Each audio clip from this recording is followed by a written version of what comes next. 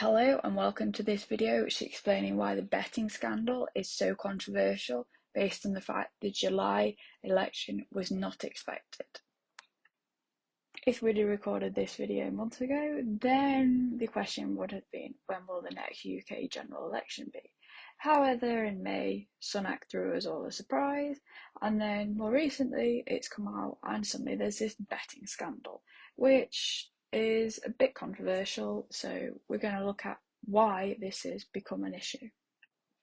So when would the general election probably have been depends on when it had to have happened. So the rules say that it must be within 25 working days after 5 years since the Parliament first met, which was the 17th of December 2019. So based on that, and that we had the Christmas holidays between the end of December and January, 25 working days have actually led to the 28th of January. For So those of you who people may have have noticed, noticed that 28th of 28th of January January is not actually a so Thursday. you would think So by standard that we always all have elections on are on a Thursdays, but it Thursday. turns out But it's it's not not actually the case law, by it's law just anyway. convention. So So since it can be on a 1935, day, but they've it has been on just now Thursday, become and it has convention. become So since unofficially 1935, our a voting general day. election has been on a Thursday. So it's convention, not law. So if we look back at all the general elections since 1918, we can kind of guess when the election would have been just based on tradition. So winter elections tend to have poor turnouts, which explains why there's none in January. There's only 2 in February, 1 in each of April and March, but by the time we get to May, it's getting towards summer. So that is why we have a lot in May, and tends to be our standard month. The first Thursday in May is traditionally seen as our election day. Then June, also being a summer month, is fairly popular. As you can see from this, the second half of the year is a lot less popular for general elections. So since 1918, there's only been one general election in July, which was 1945, which followed the end of World War II. None in August and none in September, based on the fact this would require people to be working through the summer recess, which nobody is interested in doing. October becomes slightly more popular, based solely on the fact that you can call an election after the summer recess, but this hasn't been done for a while. November also is not popular because it's then getting towards the winter months. Same for December, which 2019 was different because Boris Johnson was trying to get in on his Brexit promise. Winter elections are unpopular based on the fact that there's low turnout. So you are much less likely to go out and vote in person when there's dark nights and you'd have to go, it's probably raining. So when you're trying to get lots of people to vote, it's not a good way to go about it. No one really expected June because even if it was called at the beginning of May, that would have been immediately after a really bad set of results from the local elections, the Conservatives. So nobody thought Sunak would call an election that quickly because it's only going to be bad for him, isn't it? As discussed previously, July is not a popular month for elections, but it would also require Sunak to call an election not that long after the bad set of results. So nobody really predicted it anyway, because it's then also going into the summer, and it was just sort of a written off month. August, bar some extreme event, was never going to happen because there's not been one since before 1918, and it was just going to be no, it's summer, nobody's bothered about campaigning. September, the same reason, it was probably never going to happen. So October, this was the start of the time that most people thought we were going to have an election because you could come back from summer recess, Sunak could call the election, and there we go.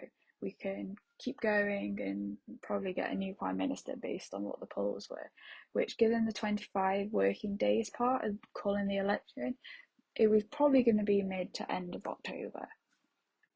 So November was probably always going to be unlikely, not only because of the winter months, but because of how much campaigning would then be in the background. Well, not so much background, but be trying to compete with everything that was going on with the US election, which everyone knows is the first Tuesday in November, and there'd be all that kicking off about Trump and Biden.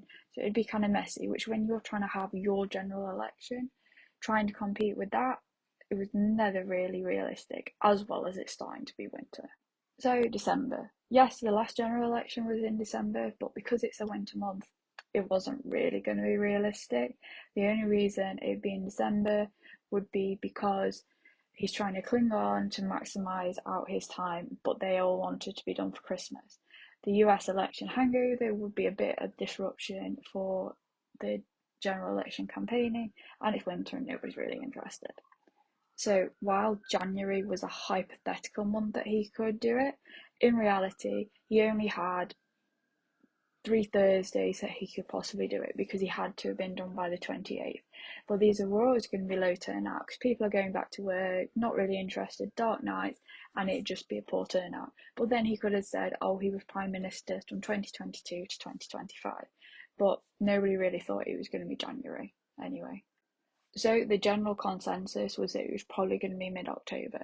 That was based on the quite a few caveats. So one of them being mainly that the Prime Minister was the same as now. So basically Sunak hadn't been ousted, which there were sort of rumours that he might have been, or particularly if there had been a bad set of election results at the beginning of May, then people may have lost confidence with him.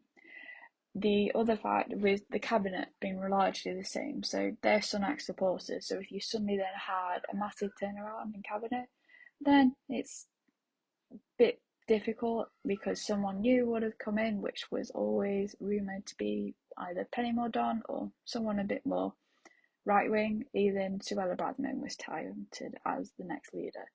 But the other aspect would have been there's no confidence votes, which the Conservative government ministers could have done, and there were no other major events. But the Prime Minister could have called an election at any time, which, as we've seen, he didn't do. So, how did everyone get it wrong? Well, July didn't make sense from the outside, as we already talked about, which is why the betting scandal has become such a thing. Because, so I don't get into trouble, just look up insider trading. So, these people that did know suddenly put bets on July. But given what we've all just seen, it made no sense why they would do it because nobody expected it for a variety of reasons. So, because of that, everyone assumed an autumn election. But nobody expected Sunak to call a general election after such bad local election. And given that Sunak stood there in the rain without an umbrella, it looked quite odd too. We'll only ever be able to speculate at the exact reasons, but we can probably come up with a few anyway. Most important is remember to vote. Now, a lot of people might not live in seats that could change. So, for example, you might live in a seat with a strong Labour majority. Yeah, that's going to be pretty safe. But if you live in a Conservative, supposed safe seat, given it's the change in politics right now, it's maybe not going to be that safe.